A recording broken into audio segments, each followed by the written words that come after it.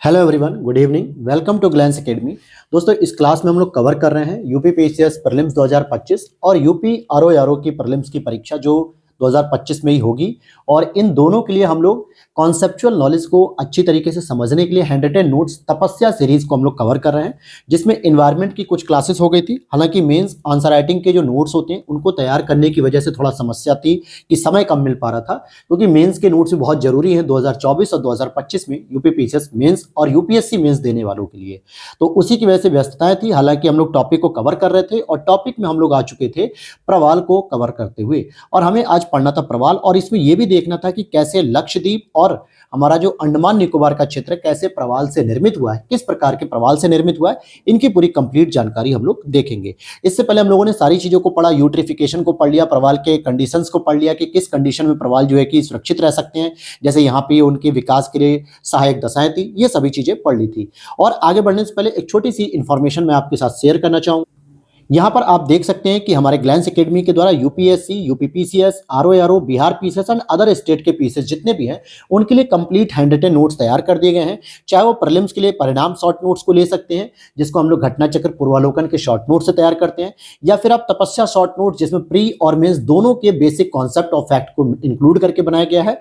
साथ ही साथ लक्ष्य भेद नोट्स की बात करेंगे जो आपका मेंस आंसर राइटिंग के लिए होता है, स्पेशली ये यूपी पीसीएस और यूपीएससी और अदर स्टेट पीसीएस के मेंस एग्जाम के लिए होता है। साथ ही साथ यूपी पीसीएस में पेपर 5 और 6 इनके लिए भी नोट्स हमारा कंप्लीटली तैयार हो चुका है। सभी की जानकारी आप हमारे इस व्हाट्सएप नंबर पे मैसेज करके ले सकते हैं मेरी टीम से। और इसी तरीके से आप हमारे साथ यूपी पीसीएस मेंस के लिए daily answer writing practice programme से भी जुड़ सकते हैं, जो कि बहुत ही मिनिमम फी के साथ रखा गया है। ध्यान रखना कि ये स्पेशली पेपर 5 और 6 के लिए है, जो केवल और केवल हिंदी मीडियम के लिए होगा, जिसमें कॉपी चेक मिलती है। मॉडल आंसर के लिए एक हम डेली यूट्यूब पर वीडियोस लेकर आते हैं, जिससे आपको समझ में आता है कि किस तरीके से आप आंसर राइटिंग कर रहे हैं। काफी अच्छा उसका फीडबैक भी है, काफी अच्छा जो है कि परफॉर्म कर रहे हैं जितने भी लोग बैच में जुड़े हुए हैं। तो उम्मीद करता हूं आप लोगों को भी इनमें से कोई भी कोर्स लेना होगा तो आप हमारे इसी सेम व्हाट्सएप नंबर पे मैसेज करके पूरी डिटेल ले सकते हैं। चलिए टॉपिक पर चलते हैं। अपने टॉपिक को शुरू करने से पहले ही मैं आपको थोड़ा सा रिवाइज कराता हूं कि हमने बात की थी कि किस प्रकार से हम अपने प्रवाल जो कोरल रीफ्स होते हैं उनको सुरक्षित रख सकते हैं या उनका जो है कि विकास कर सकते हैं। सबसे इंपॉर्टेंट था कि आपका वाटर टेम्परेचर जो होना चाहिए वो 20 डिग्री से 25 डिग्री सेल्सियस के बीच में होना चाहिए। और समीक्षा अधिकार यूपी पीसीएस जो प्रीलिम्स 24 में हुआ था उसमें एक प्रश्न भी पूछ लिया गया था सीधा सीधा यहीं से कि भाई हिंद महासागर के तापमान में जो 2 डिग्री सेल्सियस वृद्धि हो रही थी, इस वजह से अंडमान निकोबार के आसपास एक बहुत बड़ी संख्या में प्रवाल बीचिंग हो गई, यानी कि मृत्यु हो गई। फिर जल की लवणता की भी एक क्राइटेरिया होता है कि 27 से 30 ग्राम प्रति 1000 ग्राम पे लवणता होनी चाहिए। जल की स्वच्छता भी अगर रहेगी तो कहीं ना कहीं वो जो है कि नहीं विकास कर पाएंगे, क्योंकि उसमें पोषक तत्वों की कमी होगी। और जल की गहराई की भी बात करते हैं। फिर अंतः समुद्री चबूतरे की भी हमने बात की थी। तो इस तरीके से मैंने कुछ स्ट्रक्चर भी आपको एक्सप्लेन किया था। और आज हम पढ़ेंगे कोरल रीफ के डिटेलिंग के बारे में। यहाँ स्पेशली हमको ये समझना है कि कोरल रीफ जो होती है दोस्तों, उनके टाइप्स क्या होते हैं। टाइप्स की अगर मैं बात करूं तो 3 टाइप्स के होते हैं, जिसमें आपका एक होता है फ्रिंगिंग रीफ होती है, जिसको हम लोग तटीय प्रवाल भित्ति भी कहते हैं। एक आपका बैरियर होती है, अवरोधक प्रवाल भित्ति, जो आपने सुना होगा कि पूरी दुनिया में सबसे बड़ी जो ग्रेट बैरियर रीफ है वो उत्तर पूर्वी ऑस्ट्रेलिया के रीजन में पाई जाती है, यानी नॉर्थ ईस्ट ऑस्ट्रेलियाई तटीय क्षेत्रों पे जो एक अवरोध के रूप में काम करती है। तीसरा एक होता है एटॉल टाइप की। तो ये 3 प्रकार की कोरल रीफ्स होती हैं, लेकिन इनके पीछे का जो स्ट्रक्चर होता है दोस्तों वो किस तरीके से डेवलप होता है और लक्षद्वीप वगैरह कैसे बने हैं, ये सभी चीजें हमको समझनी है। फॉर एग्जांपल के लिए अगर मैं आपको समझाना चाहूं कि सबसे पहले हम बात करेंगे तटीय प्रवाल भित्ति, अर्थात ये तटों के समीप जो इसका विकास होता है। कैसे होता है? पहले तो मैंने आपको यह भी बताया था कि तट के समीप बिल्कुल नहीं होता, बल्कि तट से खुले समुद्र में कुछ दूरी पर यह विकसित होती है। अब जैसे मैंने आपको कल बताया था, मतलब इससे पहले की क्लास में मैंने बताया था कि किस तरीके से अंतः समुद्री जो चबूतरा होता है, प्लेन होता है, उससे शुरू होते हुए ऊपर की ओर 180 फीट गहराई से ऊपर की ओर आते हैं और फिर उसके बाद ये खुले समुद्र की ओर प्रसार करते हैं। जैसे अगर आप देखोगे कि समुद्र में कुछ इस तरीके से इनका डेवलपमेंट नीचे से ऊपर की ओर होते हुए आता है, फिर तटीय क्षेत्रों से क्या होता है, ये बाहर की ओर निकलने लगते हैं। यानी ये जो गहराई है दोस्तों, ये आपकी 180 फीट हो गई, या फिर हम 6 फैदम भी कह सकते हैं। 6 फैदम था, या फिर 1 फैदम का 6 फीट होता है, और ये 30 फैदम तक होती है। इट मीन्स कि 180 फीट हो गया। ठीक है, यहां तक हो गया। अब यहां पे इसी तरीके से इस तरीके से भी इसका विकास कुछ ऐसे होके फिर ये खुले समुद्र की ओर आता है, क्योंकि ये जो आपका है दोस्तों ये स्थल खंड है। क्या है? ये स्थल खंड है और यहां पे ये समुद्र जो चारों तरफ फैला हुआ है इस तरीके से, ठीक है। या फिर स्थल खंड ना समझ के हम बस इस तरीके से देख लेते हैं कि पूरा समुद्र है और इसमें इसका डेवलपमेंट हो रहा है। अगर आप देखोगे कि जो तट से संलग्न होते हैं, जो छिछले जलीय भाग होते हैं, उनमें इसका विकास सामान्यतः होता है। किधर की ओर होता है? स्थलमुखी ढाल मंद होता है और समुद्रवर्ती जो ढाल होता है वो इनका तीव्र होता है। इसके साथ सामान्यतः लैगून का निर्माण नहीं होता। स्थलमुखी ढाल पर गर्त रूपी जो बेसिन होता है, इसी में आप बोट कनाल की बात करते हो। तो यहां पर एक बार दोबारा आप समझिए कि इस तरीके की, जैसे मान लो ये आइलैंड हो गया, ठीक है, ये आपका क्या हो गया? कोई एक आइलैंड मान लेते हैं, ठीक है, ये आइलैंड हो गया और इसी के साथ छिछले जलीय भाग में इसका सामान्यतः विकास होता है तटीय प्रवाल भित्ति, और तट से मतलब ही हो गया कि तट के किनारे होती है। ध्यान देना कि ये जो स्थलमुखी जो ढाल होता है इनका मंद होता है, यानी कि जो प्रवालों का जो ढाल होता है वो इस तरफ तो मंद रहेगा, लेकिन समुद्रवर्ती ढाल इनका बहुत तीव्र होता है। कैसा होता है? तीव्र होता है। इसके साथ समांतर लैगून का निर्माण नहीं होता। क्यों नहीं होता? क्योंकि लैगून, जैसे आप उड़ीसा का लैगून देखोगे, चिल्का झील का, सामान्यतः क्या होता है वहां पे स्थल खंड थोड़ा सा कटा हुआ है, कटा फटा है, और जहां पे समुद्र का वाटर भी अंदर प्रवेश कर जाता है और एक तरीके से झील बन जाती है, और अगर वो समुद्र से संबंधित झील है तो इसलिए हम उसको लैगून भी कह देते हैं वहां। लेकिन यहां पे अगर आप देखोगे पूरी तरीके से कोई कटा फटा नहीं है, यहां पे पूरी तरीके से ज्वाइंट है, एक में एक मिले हुए हैं, इसलिए सामान्यतः यहां पे लैगून नहीं बनते हैं। और स्थलमुखी ढाल पर गर्त रूपी बेसिन का निर्माण होता है, जिसको हम लोग बोट चैनल कहते हैं। और जैसे ही अब हम और आगे बढ़ते हैं अवरोधक के रूप में, जैसे ये आइलैंड हो गया, ठीक है, ये आइलैंड है और इसके चारों तरफ थोड़ा थोड़ा गैप के माध्यम से जो है कि ये अटॉल क्या हो रही है? फैलती जा रही है, यानी इनका विकास और बढ़ रहा है। और इस गैप के माध्यम से अंदर क्या होता है? पानी प्रवेश करता है समुद्र का, और इस वजह से क्या होता है? यहाँ पे लैगून का निर्माण भी हो जाता है। ऐसा कब होता है? जब स्थल खंड आपका या तो अवतलन होगा, अवतलन का मतलब हो गया समुद्र के अंदर डूबेगा, या फिर समुद्र का जलस्तर में वृद्धि होगी। तो इस वजह से ये जो आइलैंड के किनारे किनारे आपको तटीय प्रवाल भित्ति दिख रही थी, अब वो पानी के नीचे चली गई, पानी के नीचे चली गई, अर्थात स्थल खंड का जो है कि क्या हो गया? अवतलन हो गया, या फिर वाटर बॉडीज ऊपर बढ़ के आ गई। और यहां पे ये जो गैप दिख रहा है एरो वाला, इस तरीके से इन गैप के अंदर समुद्र का पानी घुस जाता है और जिसे हम कहते हैं लैगून का निर्माण हो रहा। और इसी को अगर हम कहें तो ये इनका टाइडल द्वार हो जाता है, ज्वारीय द्वार हो जाता है। कैसे? अवतलन या समुद्र जलस्तर में जब वृद्धि होती है तो प्रवाल मृत्यु क्या होती है? गहराई में डूबकर मरने लगते हैं, क्योंकि अगर प्रवालों को जो 30 फैदम के और नीचे पहुंचाया जाएगा, यानी कि वो धीरे धीरे डूबने लगेंगे, तो कहीं ना कहीं गहराई में डूबकर क्या होंगे? उनकी मृत्यु होने लगेगी, जिससे पुनः पोषक तत्वों की प्राप्ति के लिए वो जल की सतह और तट से समुद्र की ओर विकास करने लगते हैं। अर्थात जल की सतह से ऊपर की ओर और तटीय क्षेत्र की तरफ वो विकास करने लगते हैं, ऊपर आने लगते हैं, वो ऊपर आने लगते हैं, और जिससे क्या होता है? वो तट के किनारे चिपक जाते हैं, जिसको हम लोग कहते हैं कि जिससे तटीय प्रवाल भित्ति का क्या हो जाता है? चेंज हो जाता है अवरोधक प्रवाल भित्ति के रूप में। जो तटीय प्रवाल भित्ति आपकी पहले बहुत शांत मुद्रा में एकदम आराम से ग्रो कर रही थी इस रीजन में, जैसे जैसे समुद्र का वाटर लेवल बढ़ा या स्थल खंड नीचे धंस गया, तो जनरली होता है कि स्थल खंड तो नहीं धंसता है, लेकिन वाटर लेवल जो है कि आपका सी लेवल बढ़ जाता है, जिससे क्या होता है कि यहाँ पे ब्रेक होने लगते हैं, और ये जो ब्रेक पॉइंट होते हैं, इन्हीं ब्रेक पॉइंट में पानी घुसना शुरू हो जाता है, और इसी को हम लोग कहते हैं ज्वारीय द्वार, या फिर इसमें लैगून बन जाते हैं। और इस वजह से जब प्रवाल मरने लगते हैं, जैसे हम लोग भी अगर वाटर बॉडीज में डूब रहे होते हैं तो प्रयास करते हैं कि ऊपर की ओर आना शुरू करें, जिससे हम अपने आप को सुरक्षित कर सके। इसी तरीके से ये भी क्या होता है? फिर जल की सतह एवं तट से समुद्र की ओर इनका विकास होता है, क्योंकि ये ऊपर की ओर आने लगते हैं, और कहीं ना कहीं फिर ये एक तटीय प्रवाल भित्ति यानी किसमें कन्वर्ट जाती है? अवरोधक प्रवाल भित्ति में, बैरियर के रूप में कन्वर्ट हो जाती है। तट से दूर तो होते हैं, लेकिन इसके समानांतर निर्मित हो जाती है कोरल रीफ, इसी को अवरोधक रीफ यानी कि कोरल रीफ भी कह देते हैं, और ये सर्वाधिक लंबे होते हैं, विस्तृत होते हैं अपेक्षाकृत। तो अवरोधक जो प्रवाल भित्ति होती है एवं तट के मध्य छिछले जलीय भाग को हम लोग क्या कहते हैं? लैगून। अब जैसे मान लेते हैं कि ये ऑस्ट्रेलिया का तट है, यहाँ पे क्या होगा? यहाँ पे अगर आपने देखा होगा कि ये कुछ ऑस्ट्रेलिया का तट होता है, इस तरीके वाला ऑस्ट्रेलिया बना हुआ है, तो यहाँ पे अगर आप देखोगे ना, यहाँ पे आपको बैरियर रीफ देखने को मिलेगा। क्या देखने को मिलेगा?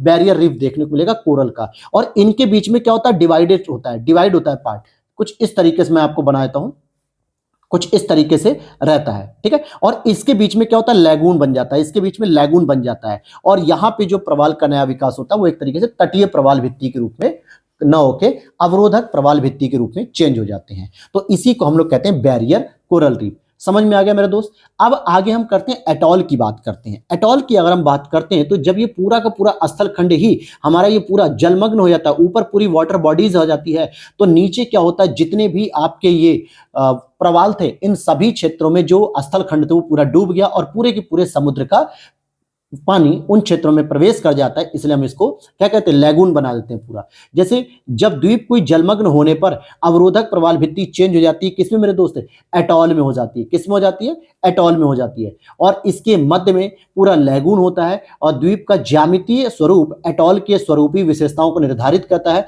कि अगर इसका जैसा भी स्वरूप होगा स्थल खंड का, इसमें पूरे के पूरे लैगून घुस जाएंगे, पूरा का पूरा जो है कि एटॉल प्रवाल भित्ति के रूप में ये कन्वर्ट हो जाती है। तो कुल मिला एटॉल में। तो कुल मिला के अगर आप देखोगे तो शुरुआत इसकी हमने कुछ इस तरीके से की थी यहाँ पे, और धीरे धीरे जो है कि यहाँ तक आते हैं, फिर धीरे धीरे यहाँ पर आते हैं।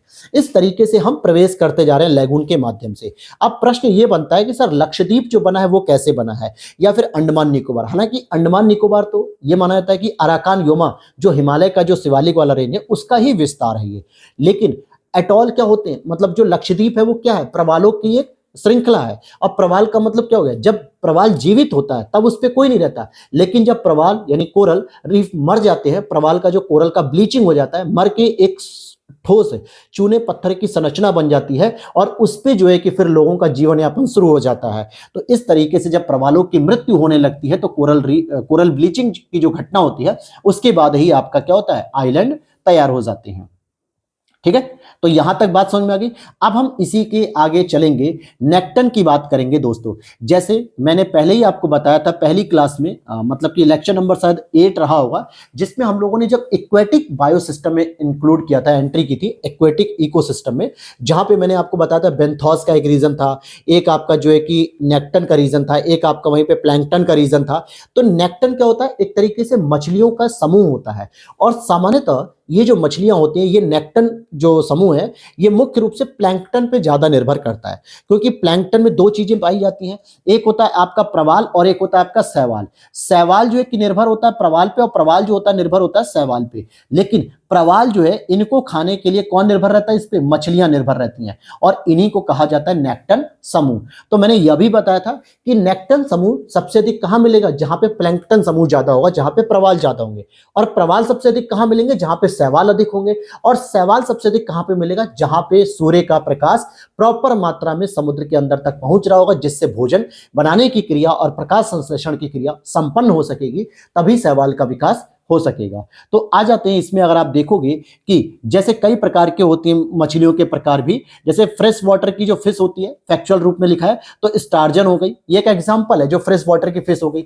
जैसे मरीन वाटर की जो फिश होती है मरीन की, जिसमें अगर हम छिछले जल में बात करें तो हेरिंग हो गई, मैक्रल हो गई, सार्डिन हो गई। अगर गहरे जल की बात करेंगे तो टूना, कॉड, हैडॉक, ये सभी मछलियों के प्रकार होते हैं कि कहां कहां पे ये पाए जाते हैं। और एंडोरोमस फिश की बात करें जो प्रजनन के लिए नदी में प्रवेश करती है, मुख्य रूप से तो समुद्र में ही रहती है, जैसे साल्मन फिश हो गई। लेकिन जब इसको प्रजनन करता हो, जब इसको बच्चे पैदा करने होते हैं, तो सामान्यतः ये नदी में प्रवेश कर जाती है। किसमें प्रवेश करेगी, नदी में करेगी। अब यहीं से एक प्रश्न यहां से बन जाता है, या एक टॉपिक बन जाता है, पीसी कल्चर, जिसको हम लोग कहते हैं मत्स्य पालन, कि मछली का उत्पादन कैसे किया जाए। तो एक बात तो आपको समझ में आ गई कि सर अगर हमें मत्स्य पालन को ग्रो करना है तो हमें ऐसे क्षेत्र को ग्रो करना होगा जहां पे हमारा शैवाल और प्रवाल ज्यादातर सुरक्षित रह सके, क्योंकि शैवालों पे निर्भर है प्रवाल और प्रवालों पे निर्भर है मछलियां। इसीलिए प्रवाल के आसपास अक्सर आप समुद्र में जो वीडियोस वगैरह क्लिप आप देखते होंगे, वहां पे समुद्र में अगर आप शैवाल और प्रवाल को देख रहे हो, जो कलरफुल होते हैं, रेड होते हैं, ब्लू होते हैं, ग्रीन होते हैं, ब्राउन होते हैं, येलो होते हैं, वहां पर मछलियां बहुत झुंड में तैरती हुई दिखती हैं, क्योंकि वो प्रवालों को खा रही होती है, भोजन के रूप में खा रही होती हैं। इसीलिए मछली पालन भी सामान्यतः वहां पे ज्यादा बेहतर अच्छी स्थिति में ग्रो करेगा जहां पे शैवाल और प्रवाल की अच्छी स्थिति पाई जाएगी। और ये चीज भी डिपेंड करेगी ह्यूमन एक्टिविटी से, कि अगर ग्लोबल वार्मिंग ज्यादा तेजी से बढ़ेगा तो कहीं ना कहीं जो है कि प्रवालों की मृत्यु भी होगी और शैवालों के लिए भी जो है कि प्रॉब्लम क्रिएट होगी। और इन दोनों की वजह से क्या होगा, मछलियां भी ज्यादातर क्या होंगी, बेचारी भूखी मरने लगेंगी, क्योंकि प्रवाल मर गए तो कहां से खाएंगी। या फिर मैंने इससे पहले लेक्चर में आपको, लेक्चर नंबर 9 या 8 में मैंने आपको एक्सप्लेन भी किया था यूट्रिफिकेशन के बारे में, यानी सुपोषण के बारे में, जिसमें हाइपॉक्सिया और एनॉक्सिया जैसी बीमारी का रीजन बताया था। उस हाइपॉक्सिया के पीछे का जो रीजन है वो क्या होता है कि जल में घुलित ऑक्सीजन की जो मात्रा होती है उसकी मात्रा कम होने लगती है, जिसकी वजह से मछलियों को प्रॉपर पानी में जो खुली ऑक्सीजन होती है वो नहीं मिल पाती है, और इसलिए मछलियां लाखों की संख्या में, हजारों की संख्या में क्या होती हैं, डूब के मर जाती हैं, मतलब बिना ऑक्सीजन के वो मर जाती हैं और फिर ऊपर तैरने लगती हैं। और ये घटना भी ह्यूमन एक्टिविटी से जुड़ी हुई है। इट मीन्स कि जितना अधिक आप पॉल्यूशन फैलाएंगे कार्बनिक पदार्थों का, जो है कि जितना अधिक जो है कि कार्बनिक पदार्थों को जो है कि डिस्ट्रॉय करेंगे, छोड़ेंगे, डंप करेंगे समुद्री वाटर में, उतना ही कार्बनिक पदार्थों की मात्रा बढ़ने से बीओडी की डिमांड बढ़ेगी, और बीओडी की डिमांड बढ़ने से मछलियों के लिए ऑक्सीजन की कमी होगी या और भी जैविक घटकों के लिए, जीव जंतुओं के लिए, जिस वजह से हाइपॉक्सिया और एनॉक्सिया जैसी बीमारी बढ़ेगी। तो समझ में आ गई मेरे दोस्त इतनी बात? अगर ये चीज क्लियर हो गई तो अंडरस्टैंड करिए, ठीक है। चलो फिर आगे देख लेते हैं, हम पीसी कल्चर के बारे में देख लेते हैं। तो यहीं से जो मैंने बेसिक चीजें बता दी कि मत्स्य उत्पादन के लिए आवश्यक दशाएं क्या होती हैं। अब यही देखो, ये टॉपिक आपका जो है कि प्रीलिम्स के साथ साथ मेंस का भी तैयार कर देगा। अब मछली उत्पादन आप सामान्यतः यूपीएससी में भी पढ़ते हो, यूपीपीसीएस में भी पढ़ते हो, कुछ बेसिक चीजें तो आपको पता होनी चाहिए, लेकिन उसके पीछे के जो बैकग्राउंड्स होते हैं वो भी आपको समझना पड़ेगा। जैसे पहला रीजन है कि प्लवकों की उपलब्धता। प्लवक का मतलब क्या हो गया, चाहे वो प्रवाल प्लवक हो गए, चाहे वो शैवाल प्लवक हो गए, यानी वनस्पति प्लवक या फिर जंतु प्लवक। जाहिर सी बात है मछलियां तो शैवाल को नहीं खाएंगी, लेकिन प्रवालों को तो खाती हैं, और प्रवाल किसके पास रहते हैं, शैवालों के पास। इट मींस कि महाद्वीपीय मग्न तट की औसत चौड़ाई अगर अधिक होगी, जितनी अधिक औसत चौड़ाई होगी, उस वजह से क्या होगा, वहां पे शैवाल और प्रवाल का विकास ज्यादा होगा, क्योंकि चौड़ाई का सीधा संबंध हो जाता है दोस्तों अंत समुद्री चबूतरे से। किससे हो जाता है, अंत समुद्री चबूतरे से। और ये होता क्या है चबूतरा, जहां पे प्रवालों को विकास करने के लिए आवश्यक दशाएं प्राप्त होती हैं। पहली चीज हो गई। दूसरा, प्लवक की उपलब्धता के लिए आपको जल का तापमान कितना रखना पड़ेगा, 20 से 25 डिग्री सेल्सियस तक। इसका मतलब क्या हुआ मेरे दोस्त, जिन भी रीजन में 20 से 25 डिग्री के आसपास का तापमान होता है, सामान्यतः कहां पे होता है, 10 डिग्री अक्षांश से लेकर 30-35 डिग्री अक्षांश के बीच में ज्यादातर देखने को मिलता है। और यहां पर क्या होगा, मछलियों का उत्पादन ज्यादातर देखने को मिल सकता है। प्लस एक और इंपॉर्टेंट चीज याद रखनी है कि जहां कहीं भी गर्म और ठंडी जलधाराओं का आपस में विलय होता है, वो भी सबसे अच्छी दशा मानी जाती है अनुकूल के रूप में, कि जहां पे मछली का पालन किया जा सकता है। इसीलिए आपने ग्रैंड बैंक को देखा होगा, जो न्यू फाउंडलैंड के पास देखने को मिलती है, कि एक तरफ से ऊपर कनाडा के पास से जो ग्रीनलैंड की जलधारा, लेब्राडोर की जलधारा है, वो ठंडी जलधारा आती है, और नीचे से अमेरिका के किनारे से क्या होता है, गल्फ स्ट्रीम जाती है। ये मैं बात कर रहा हूं नॉर्थ अटलांटिक ओशन में। अगर आपके सामने मैप है तो प्लीज मैप को देखिए, वर्ल्ड ज्योग्राफी में नॉर्थ अटलांटिक ओशन की मैं बात कर रहा हूं, जहां पे अमेरिका के पास से गल्फ स्ट्रीम आती है, गर्म जलधारा, और जहां पे अमेरिका और कनाडा के पास न्यू फाउंडलैंड की जो लोकेशन है, वहां पर लेब्राडोर और ग्रीनलैंड की ठंडी जलधारा आती है। इन दोनों के मिलने से क्या होता है, गर्म और ठंडी जलधाराओं के मिलने से एक अनुकूल मतलब कि जलधाराएं बनती हैं, जहां पे मछली पालन बहुत अधिक होता है। इसीलिए आपने सुना होगा कि ग्रैंड बैंक, डॉगर बैंक, ये सभी बहुत ही फेवरेट लोकेशन है।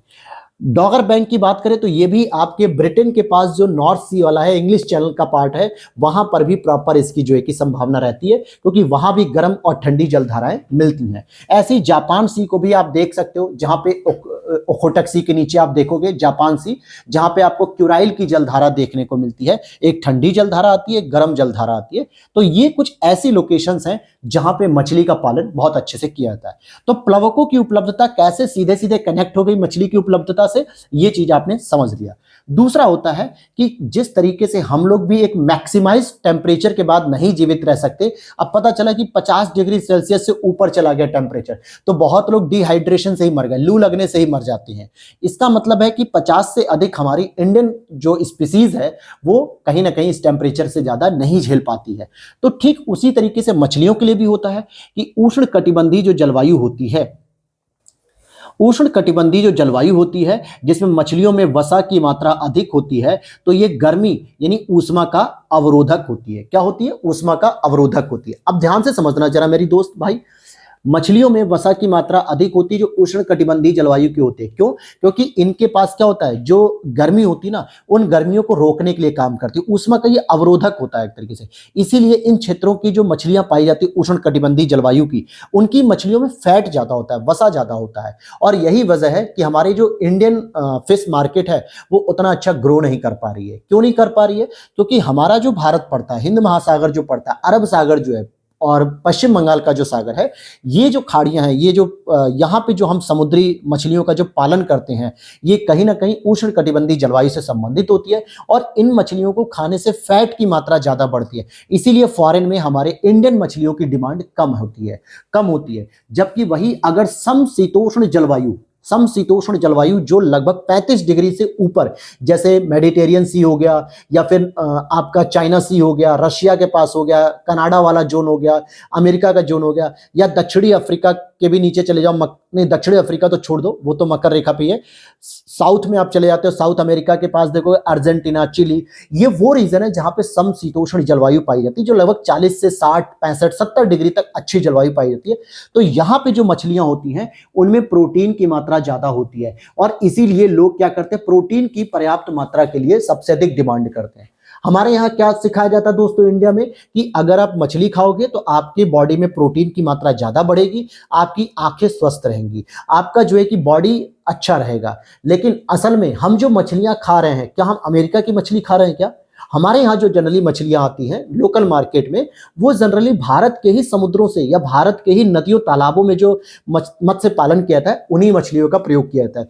इसीलिए हमारे इंडिया की एक और समस्या है कि हम लोग मछली खाते हैं प्रोटीन के नाम पे, असल में मिलता क्या, हमें फैट मिलता है। और फैट किसे पसंद है? किसी को नहीं पसंद है, प्रोटीन पसंद होता है। तो हम लोग जो दाल खाने के विकल्प खोज रहे होते हैं कि दाल की जगह अगर हमें प्रोटीन युक्त मछली मिल जाए, तो ये भ्रम से बाहर निकल जाइए कि आप जो मछली खा रहे हो उसमें प्रोटीन की मात्रा नाम मात्र की है, क्योंकि वो उष्ण कटिबंधीय जलवायु की मछली होती है जिसमें फैट की मात्रा ज्यादा होती है। That's point clear? ये चीज जरा याद रख लेना, ये समझने की चीजें थी। क्लियर होगी बात? अब यहां पे हमने ये जलवायु के बारे में दोनों चीजें समझ ली, प्लवकों की उपलब्धता के बारे में दोनों चीजें समझ ली हैं। अब जरा एक और भौतिक जो पर्यावरण है, हालांकि इसका कोई खास जो है कि इतना इंपैक्ट नहीं पड़ता है। जैसे अगर आप देखोगे कि इंडेंटल जो कोस्ट होते हैं, कोस्ट मतलब जो तटीय क्षेत्र होते हैं, वो कुछ इस तरीके से कटे फटे होने की वजह से यहाँ पे प्राकृतिक बंदरगाहों की संख्या अधिक होती है और बंदरगाह की संख्या अधिक होने से क्या होता है, छोटी छोटी जो नाव होते हैं जो मछुआरों की होती है, मत्स्य पालन करके क्या होती है, बंदरगाह के माध्यम से एक्सपोर्ट कर सकती है। इंपोर्ट तो करेंगे ही करेंगे, एक्सपोर्ट भी कर सकते हैं। और तो और तटीय क्षेत्र में समशीतोष्ण वन के वृक्षों की उपलब्धता से जलयान निर्माण हेतु रॉ मटेरियल के प्रबंधन या उपलब्धता भी हो जाती है, जिसकी वजह से क्या हो जाता है कि जहां पर मान लीजिए जलयान उद्योग का विकास हो रहा है, उन जलयान उद्योगों में हम क्या करेंगे, मछलियों के व्यापार के लिए भी प्रयोग कर सकते हैं, आयात निर्यात के लिए भी। तो मछली पालन केवल इसके लिए ही जरूरी नहीं है कि केवल प्लवक की उपलब्धता और जलवायु हो तो आप मछली का उत्पादन कर लें, लेकिन मछली उत्पादित तो आपने कर ली, लेकिन उसका व्यापार कहां करोगे, तो व्यापार के लिए भी ये भौतिक पर्यावरण जरूरी है। साथ ही साथ आप देखोगे कि आर्थिक और सामाजिक पर्यावरण भी जरूरी है। जैसे जहां पे कृषि के विकास के लिए प्रतिकूल दशाएं, वहां पे मत्स्य पालन को प्राथमिकता दी जा सकती है। अब जैसे तटीय क्षेत्रों में क्या होता है, सामान्यतः रेतीली मृदा होती है। अब रेतीली मृदा होने की वजह से वहां पे किसी प्रकार के पोषक तत्व तो नहीं है, ह्यूमस भी नहीं है, तो हम वहां पे खेती नहीं कर पाते हैं। तो क्यों ना हम मत्स्य पालन को जो है कि बढ़ावा दें, जिससे मछलियों का पालन करके जो है कि वहां पे आजीविका के नए साधन खोले जा सके। और साथ ही साथ मत्स्य पालन अगर देखें तो श्रम प्रधान उद्योग है, एक ऐसा उद्योग है केवल एक व्यक्ति उसे नहीं संचालित कर सकता, इसमें कई व्यक्तियों की जरूरत पड़ती है कि कोई व्यक्ति जो है कि नेट वगैरह, जाल वगैरह तैयार करता है, कोई उसके लिए कांटे तैयार करता है, कोई फिर जो है कि मछली को पकड़ने के लिए जाता है। अब अकेला व्यक्ति तो नहीं जाता मछुआरा, 10-5 लोग मिलकर जाते हैं, क्योंकि जब बहुत बड़ा जाल फेंकोगे और उसमें जो है कि 100-150 मछलियां पकड़ में आ जाएंगी, तो अकेला व्यक्ति थोड़ा खींच पाएगा 100 मछलियों को, पता चला वही समुद्र में गिर गया उन मछलियों को खींचने के चक्कर में। इसलिए 5-7 लोग चाहिए जो मछलियों के नेट को खींचेंगे। तो कहीं ना कहीं यहाँ पे मछुआरों की संख्या भी अधिक हो सकती है और वहां पे मत्स्य संसाधन आधारित उद्योगों का भी विकास होगा, जो मछली संसाधन पे आधारित होते हैं। जैसे नेट बनाना हो गया, टोकरी बनाना हो गया, जो आप देखते हो थर्माकोल के जो बॉक्स बने होते हैं उनका भी विकास होगा। तो मछली पालन से संबंधित जो छोटे छोटे उद्योग हैं उनका भी विकास होगा, फिर उनके आसपास मछली बाजार भी तैयार होगा। तो ये एक तरीके से पूरा का पूरा मछली पालन के लिए कारण हो गए कि कैसी दशाएं चाहिए जिसकी वजह से हमारा मत्स्य पालन ग्रो करना चाहिए। तो यहां तक बात समझ में आ गई। अब हम चलते हैं, एक्वेटिक सिस्टम को हमने कवर कर लिया है, लेकिन अब हम उसके अंतर्गत बायोम की बात करेंगे। मैंने पहले ही लेक्चर में बताया था कि बायोम किसे कहते हैं। जितने भी इकोसिस्टम होते हैं उनके ग्रुप्स को हम बायोम कहते हैं, और ग्रुप ऑफ बायोम यानी कि हर प्रकार के जो बायोम का जो समूह होता है वो हमारा जैव मंडल होता है। पहले लेक्चर को अगर आप लोग याद नहीं कर पा रहे हो तो मैं आपको थोड़ा सा रिवाइज करा देता हूं। जैसे यहां पे आप देखोगे, पहले या दूसरे लेक्चर में ही मैंने आपको बताया था, यहां पे कुछ आप इस तरीके से देख सकते हो। क्या लिखा हुआ है, जैसे यहां पे हरे वनस्पतियां थी उत्पादक के रूप में, फिर प्राथमिक शाकाहारी उपभोक्ता थे, फिर द्वितीयक उपभोक्ता मांसाहारी, और यहां से एक निर्मित हो जाता है क्या, आपका इकोसिस्टम। क्या निर्मित हो जाता है, इकोसिस्टम हो जाता है। और इकोसिस्टम से ही कई के समूह को, यानी कि ग्रुप ऑफ इकोसिस्टम। अच्छा, इकोसिस्टम किससे बनता है, एक इन शॉर्ट समझ लीजिए मेरी बात को, इन शॉर्ट में समझिए कि जैविक प्लस अजैविक घटकों के बीच जो अंतःक्रिया होती है उसी को हम इकोसिस्टम कहते हैं। कैसे, हरे वनस्पति क्या हो गए, जैविक घटक हो गए, लेकिन ये अजैविक घटक जैसे सूर्य का प्रकाश, कार्बन डाइऑक्साइड, जल, पोषक तत्व, मृदा, इन सभी के साथ क्रिया कर रहे हैं। तो अजैविक घटक जैविक घटकों से क्रिया करते हैं, तो ये पूरी की पूरी एक फूड चेन तैयार होती है जिसको हम लोग क्या कहते हैं, इकोसिस्टम कहते हैं। और ऐसे बहुत सारे इकोसिस्टम होंगे जहां पे जैविक घटक और जैविक घटक के साथ इंटरैक्शन कर रहे होंगे, तो उस समूह को हम लोग क्या कहते हैं, बायोम कहते हैं। इट मींस कि एक ही बायोम में बहुत सारे ऐसे इकोसिस्टम होंगे जहां पे जैविक और अजैविक घटकों के बीच में इंटरैक्शन हो रहा होगा। और इसी तरीके से जब हम बायोम कई सारे कवर करते हैं ना, तो उसके समूह को हम जैव मंडल कहते हैं। क्योंकि जैव मंडल की जो विशेषता मैंने आपको बताई थी, आई थिंक पहले ही लेक्चर में बताई थी मैंने, एक मिनट होल्ड कीजिएगा, बताता हूं। पता नहीं वो कहां पे इमेज है, लेकिन मैं आपको समझा देता हूं कि जो जैव मंडल होता है उसको हम लोग किसे कहते हैं, जैव मंडल को, जहां पर भी आपका क्या होता है, वायुमंडल, स्थल मंडल और जल मंडल, इन तीनों का जो विलय देखने को मिलता है। तो ये वाला जो पार्ट है, जो आपका स्थल मंडल, वायुमंडल, जैव मंडल, इन मतलब जल मंडल, इन तीनों से संयुक्त है, तो इसी पार्ट को हम लोग क्या कहते हैं दोस्तों, जैव मंडल कहते हैं। क्या कहते हैं, जैव मंडल। अब इस जैव मंडल में बहुत सारे बायोम हैं और उस बायोम में बहुत सारे इकोसिस्टम है, इकोसिस्टम जो कि जैविक और अजैविक घटकों की क्रिया होती है। तो इसी को हम कहते हैं, जनरली हम लोगों ने बायोम को समुद्री बायोम और स्थलीय बायोम में ब्रेक किया था। स्थलीय बायोम में जैसे वन हो गया, सवाना हो गया, स्टेपी हो गया, टैगा हो गया, मरुस्थलीय हो गया, टुंड्रा हो गया। लेकिन हम लोग जो पढ़ रहे हैं, अब हम बायोम के ही चैप्टर की शुरुआत कर रहे हैं, क्योंकि अभी तक हमने जो भी पढ़ा वो इकोसिस्टम को कवर किया था कि किस तरीके से इकोसिस्टम ग्रो कर रहा था। अब हम इकोसिस्टम के समूह को बायोम कहते हैं, बायोम की स्टडी कर रहे हैं। अब जैसे यहां पर अगर आप देखोगे तो इसको हम जैविक कटिबंध भी कहते हैं। क्या कहते हैं, जैविक कटिबंध भी कहते हैं। तो सीधी बात है, बायोम के बारे में हम 4-5 चीजों को ठीक से पढ़ेंगे कि बायोम किसे कहते हैं, पहली चीज। और फिर दूसरा है स्थलीय बायोम के प्रकार। अभी हम क्या करेंगे, समुद्री बायोम को नहीं पढ़ेंगे, पहले हम स्थल खंड पे पढ़ेंगे बायोम। और बायोम का मतलब आप समझ गए कि जहां कहीं भी जैविक और अजैविक घटकों के बीच में क्या हो रहा होगा, इंटरेक्शन हो रहा होगा, उसी को तो हम कह रहे हैं बायोम। और तीसरा हम पढ़ेंगे कि जो बायोम की जैव विविधता है, बायोडायवर्सिटी, और बायोम के जो घटक होते हैं वो कौन कौन से होते हैं। तो सबसे पहले हम समझेंगे कि भैया बायोम किसे कहते हैं। तो मैंने अभी बताया कि विस्तृत भौगोलिक क्षेत्र से जहां स्थल स्वरूपीय, जलवायवीय, मृदा और प्राकृतिक वनस्पति में विशेषताओं की समरूपता होती है, उसी को हम लोग बायोम कहते हैं। और वास्तव में पारितंत्र के समूह को ही हम बायोम कहते हैं। पारितंत्र का मतलब क्या होता है, या पारिस्थितिकी तंत्र का मतलब क्या होता है, इकोसिस्टम। जो इकोसिस्टम के ग्रुप्स होते हैं उन्हीं को हम बायोम कह देते हैं। अब एक अगर मैं बायोम उठाता हूं तो उस एक बायोम में जितने भी इकोसिस्टम होंगे वो सभी कुछ क्या होंगे, सिमिलर होंगे। जैसे मान लेते हैं कि अगर मैं वन वाले बायोम की बात करता हूं तो जितने भी इकोसिस्टम इसमें होंगे वो सभी क्या होंगे, सिमिलर होंगे, एक जैसी विशेषता रखने वाले होंगे। अगर मैं स्टेपी की बात करता हूं तो स्टेपी में जितने भी इकोसिस्टम होंगे वो सभी सिमिलर होंगे। ऐसा नहीं है कि स्टेपी की मैं बात कर रहा हूं लगभग 60 से 65 डिग्री के आसपास की बात कर रहा हूं और वहां पे आपको 0 से 10 डिग्री वाली विशेषताएं मिल जाए, ऐसा नहीं हो सकता। तभी तो हम बायोम को क्या कह रहे हैं कि स्थल स्वरूपी, जलवायवी और प्राकृतिक वनस्पति की विशेषताओं में समरूपता रखने वाले जो चीजें होती हैं, इकोसिस्टम, उसी को हम क्या कहते हैं, बायोम कह देते हैं। तो पहली बात समझ में आ गई कि जो चीज मैंने अभी ऊपर पेज नंबर 2 या 3 पे समझाया, जो पहले दूसरे लेक्चर में समझाया था, उसी चीज को मैंने आपको डिफाइन कर दिया। अब मैंने ये भी बताया कि बायोम एक होता है स्थल खंड पे बनने वाला, एक होता है समुद्र में बनने वाला। तो हम स्थलीय बायोम की बात करें तो चूंकि पारिस्थितिकी तंत्र का महत्वपूर्ण घटक क्या होता है, उत्पादन स्तर पर हरे वनस्पति होते हैं। तो डिसाइड भी तो यही करेंगे बायोम को, हरे वनस्पति तो डिसाइड करेंगे। थोड़ा जूम कर देता हूं, यहाँ पे देखिए हरे वनस्पति अर्थात चूंकि पारिस्थितिकी तंत्र का जो महत्वपूर्ण घटक होता है उत्पादन स्तर पे, ये हरे वनस्पति होते हैं, इसलिए स्थलीय बायोम का सीमांकन प्राकृतिक वनस्पति से संबंधित होता है। अब जहां कहीं पे भी हरे वनस्पतियों की उपलब्धता बहुत ज्यादा है, यानी जहां की कह सकते हो कि बायोमास बहुत अधिक है, बायोमास कह सकते हो, जैव भार कह सकते हो, बायोडायवर्सिटी कह सकते हो, बहुत अधिक होती है, तो उसे हम वन बायोम कह देते हैं। क्या कहते हैं? वन बायोम कहते हैं। और जहां कहीं भी 10 से 30 डिग्री के बीच की विशेषता मिलती है, महाद्वीपीय विशेषता जिसे हम कहते हैं। अब ये महाद्वीपीय विशेषता क्या होती है, 10 से 30 डिग्री क्या होती है, तो जो नहीं समझ में आ रहा है दोस्तों, सारी चीजें तो यहाँ पे डिस्कस नहीं करूंगा। पिछले ही क्लासेस मैंने एनवायरमेंट में डिस्कस किया है, वर्ल्ड ज्योग्राफी की क्लास में भी डिस्कस कर दिया, तो वहां जाके जरूर देखिए।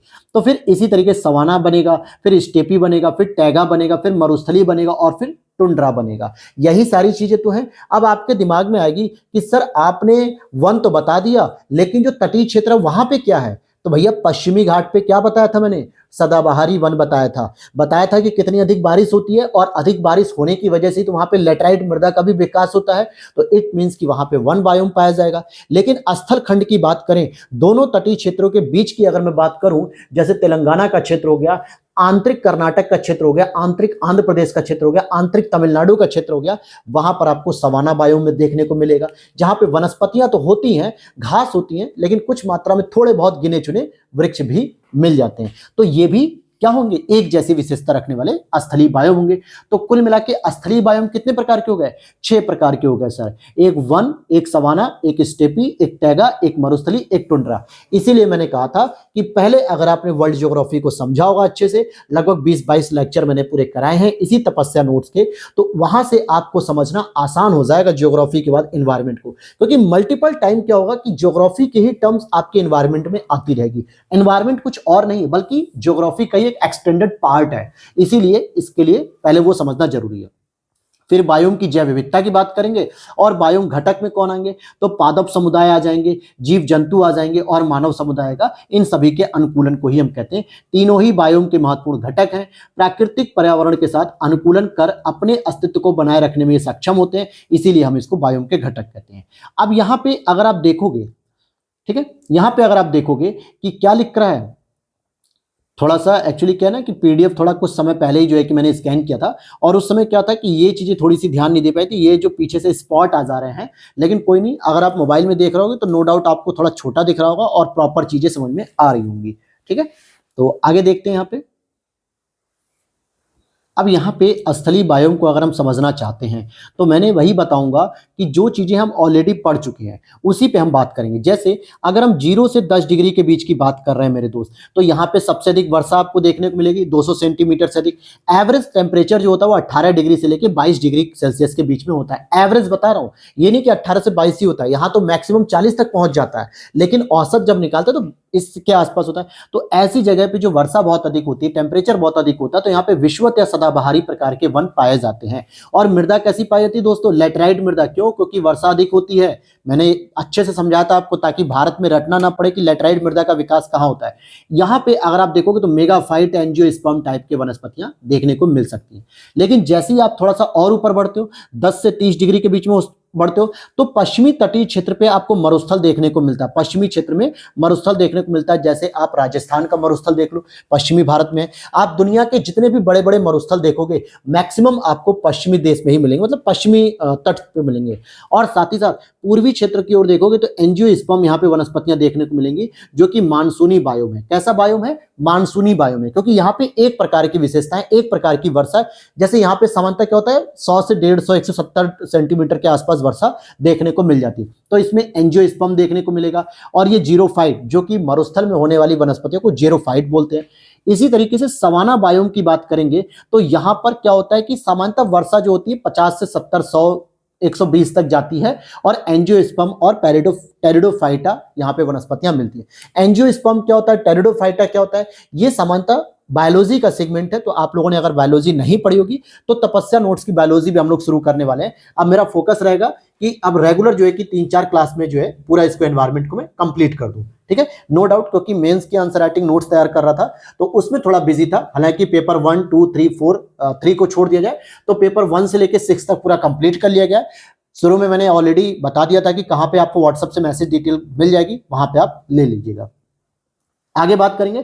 फिर इसके बाद 30 से 45 में आते हैं तो यहाँ पे एक संक्रमण जोन देखने को मिलता है। ये आपका स्टेपी बायोम हो गया जिसमें टेरिडोफाइटा है। फिर 45 से 60 में आएंगे तो यहाँ पे टैगा बायोम हो गया जो कि शंकुधारी वृक्ष देखने को मिलेंगे यहाँ पे, और यहाँ पे भी आपको समशीतोष्ण कटिबंध मिलेगा। और 60 से 90 में आएंगे तो टुंड्रा बायोम देखने को मिलेगा जहां पे आपको सामान्यतः वनस्पति के रूप में लाइकेन देखने को मिलेगा जिसको ब्रायोफाइटा कहते हैं। टैगा में ही आपको जिम्नोस्पर्म मिलेगा। देखो यहाँ लिखा भी है, साइंस में से चीजों को कवर करना है।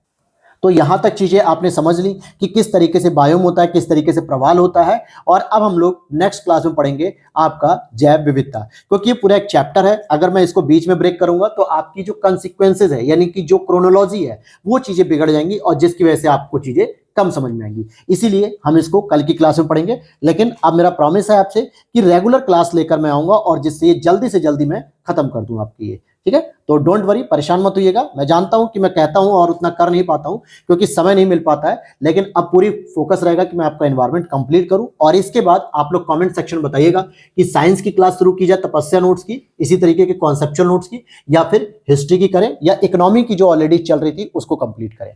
तो मिलते हैं नेक्स्ट वीडियो में। जय हिंद, जय भारत।